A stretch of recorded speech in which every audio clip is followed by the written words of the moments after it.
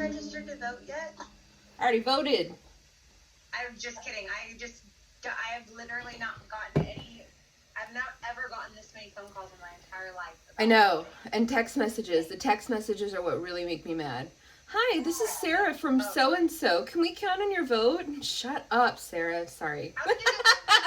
Sorry. Must have been a cognitive slip there. Cool. So what do we get for this one? 2.5131.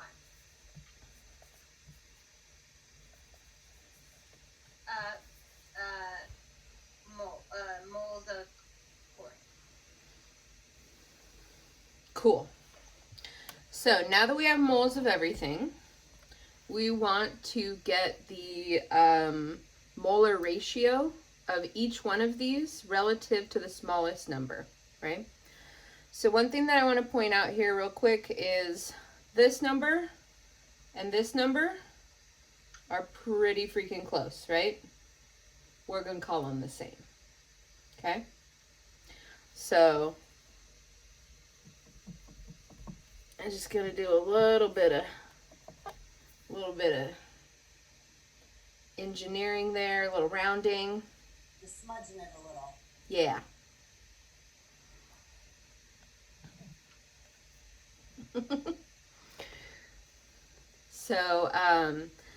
So this is going to happen, especially when you're looking at data where you're going to have numbers that are like insanely close together.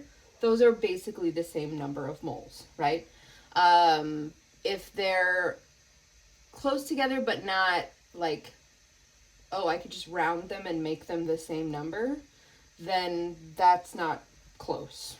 That's that kind of, I know it's kind of a fine distinction, but and we'll see an example of when that's the case. But are you guys comfortable with the fact that these are both basically? So what you're saying is only if you can round it to like what you just did. Exactly. Right? Yeah. It was 4 letters, but you're yeah. So for example, if one of these was 0.80, right, then that would not be roundable, right?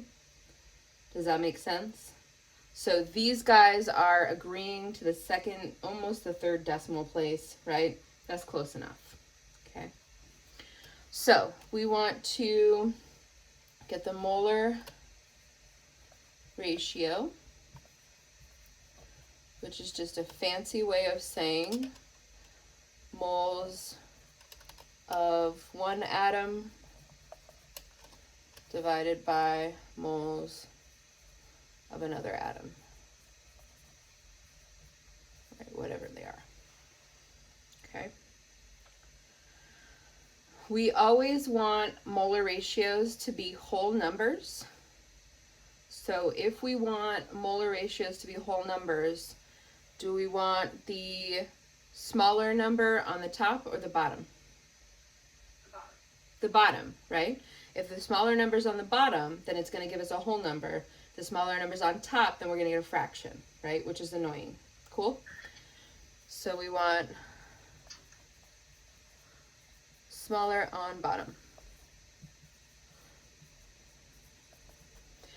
So, which one of these three numbers is the smallest? 0.84. Yep. So we know that we have 0.84 moles of carbon, right?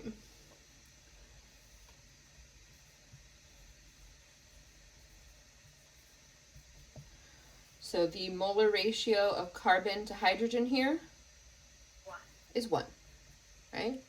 So we have 1 carbon for every 1 hydrogen. Does that make sense? And the same would be true vice versa, right? So if we switch these guys, it would be the same thing, right? So now we need to find the molar ratio of chlorine to carbon or hydrogen, right? So it would be 2.5 moles of chlorine divided by 0.84 moles of, I'm just going to say carbon arbitrarily. It doesn't really matter here. So what does that give us?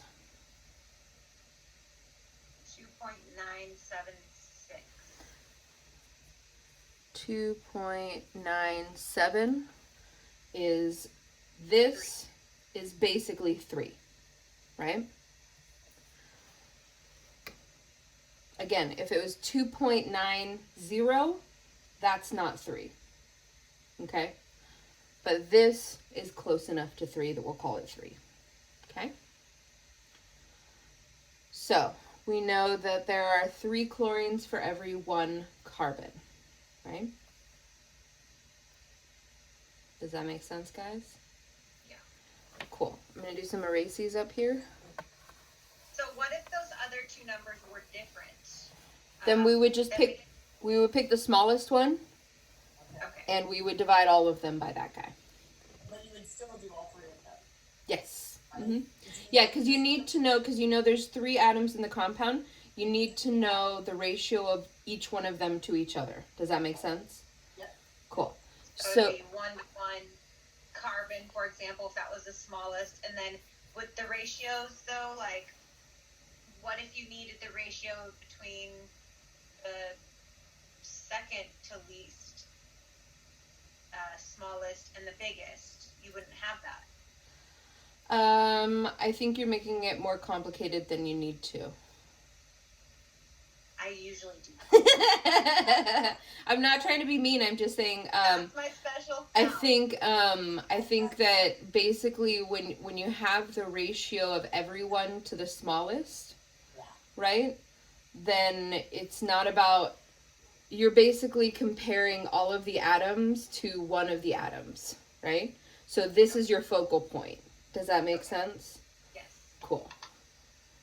Okay. Cool. Lindsay and I did intermittent algebra together. Yeah. It's just little Nellies in the phone. So, okay, so the whole name of the game with this thing is we're trying to figure out what these numbers are, right? And we have done that here, right? So these HCl3. CHCl3, exactly. Awesome. Too bad my Right. notes weren't cleaner. Because now I'm going to look back at this and be like, what did I do? But now it is definitely making more sense. Cool. Lindsay, do you do colored notes? No. I write the sloppiest. My life is a mess. I am a mess. It's how I operate. I can't. I always want to be like the cute, neat, nice little. I just don't. That's just not how I work. So when You know, I take that back. You know what I would do for anatomy over the summer? I would write out all of the notes, and then I'd rewrite out all of the notes and like color code with highlighters things, and then I just never reverted back to them. I can't even tell you how many notes I had. It was all clean and nice and pretty, and then I just never looked at them again. Yeah, but that rewriting process is part of how you learn. Yeah. Yes, and I Yeah. think that's why I didn't have to look back Yeah, at them. no, totally. Because, like I do, my memory, like what I've noticed, like my memory is not as nearly as bad as I thought it was. Mm-hmm. And doing things over and over and over again is like the way that I am. Yeah, that's so basically I think about memory as being like digging neurological trenches. So basically the first time you go through a process like this, like what we just did, right? That's basically you just walking the path for the first time, right? Yeah. It's not imprinted, right? It's if anything, you have a vague recollection of where you've been, but if you had to try and walk that path again, you would not know it, right? Exactly. So the next step is re-walking that path and like clearing it, right? So now I've walked that path, now I'm going to try and walk it again, but now I'm clearing out some of the brambles, right? Some of the things that confused me before. And eventually what you end up with is a trail, right? Or a trench or whatever you want to, the metaphor, right? So you're literally walking the same way and clearing out all of the debris, all of the things that make it cluttered to make it so that neurologically speaking, you can find that place again, right? It's also being able to see, okay, now I've walked this trail enough to be comfortable with the trail. but I can look off in another direction and see that it leads to somewhere that I also know, right? And that's where this branching starts happening. So it's a complicated process, but you're exactly right in having that intuition of literally just walking the same path over and over again. That's the name of the game. Yeah. So, coolsies. So I we, appreciate you taking your time. Yeah. Tiffany. so Yeah, really